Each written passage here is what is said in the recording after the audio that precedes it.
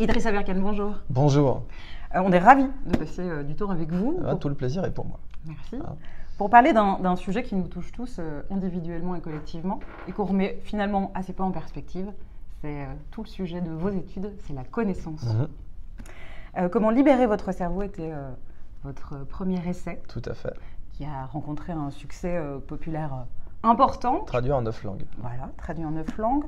Le ton et l'accessibilité que vous donnez à vos concepts, je pense, fait partie à générer ce succès. Vous sortez L'âge de la connaissance, traité d'écologie positive aux éditions Robert Laffont, et c'est de ça qu'on va parler ensemble. Idrissa Berkane, à l'échelle d'une entreprise ou d'un tout écosystème professionnel, quels sont les bénéfices d'investir dans l'économie de la connaissance?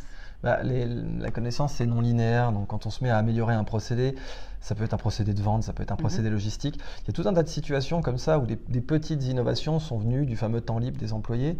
Google qui leur donne maintenant jusqu'à 10% de temps libre, les post-it qui ont été inventés chez 3M à partir d'une erreur.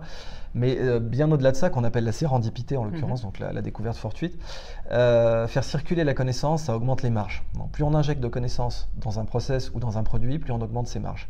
Et plus de l'attention et du temps a été donné à un produit, plus il se vend, plus il marge. Donc ça, pour une entreprise, c'est évidemment très valable.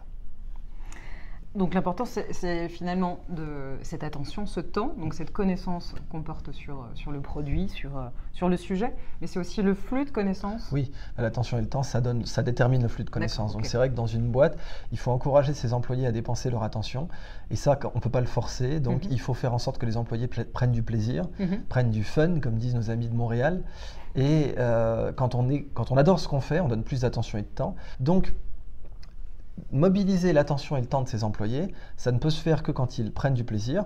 Et en général, ça fait que leur épanouissement au travail augmente. C'est la théorie que j'ai appelée le love can do. Fais ce que tu fais et fais ce que tu sais faire et fais ce que tu aimes. Et quand on a le love can do, donc quand on fait son métier parce qu'on l'aime et parce qu'on sait le faire, eh bien non seulement on est plus compétitif, mais on a un plus grand bonheur au travail.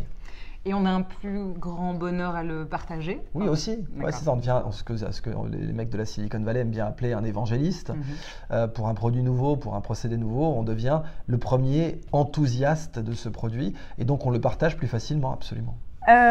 Vous dites qu'il faut décentraliser la transmission de connaissances, encourager les lieux de transmission et ne plus sacraliser le diplôme. Oui, de toute façon, les usines à diplôme, c'est mort. C'est-à-dire que là, maintenant, tout le monde vous dit, même à la Singularity University où j'étais il y a un mois, les gens disaient, ça y est, les diplômes, il n'y en aura plus. Ça va être de la formation tout au long de la vie, bien sûr.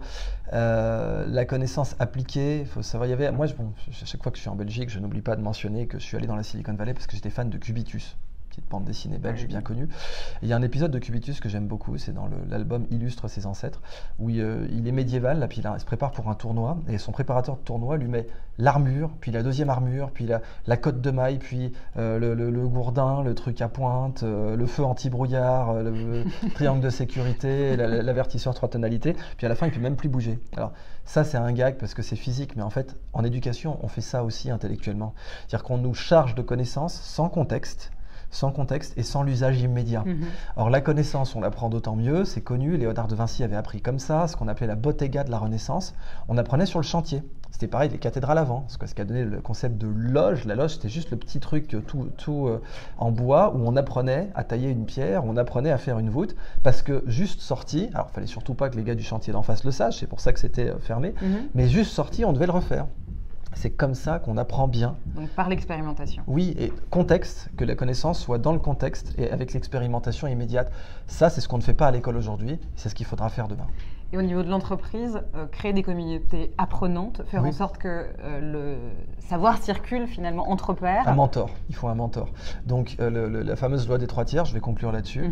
À la Renaissance, on suivait la loi des 3 tiers. Passe un tiers de ton temps avec toi-même pour potasser ce que tu as appris, passe un tiers de ton temps avec ton élève et passe un tiers de ton temps avec ton mentor.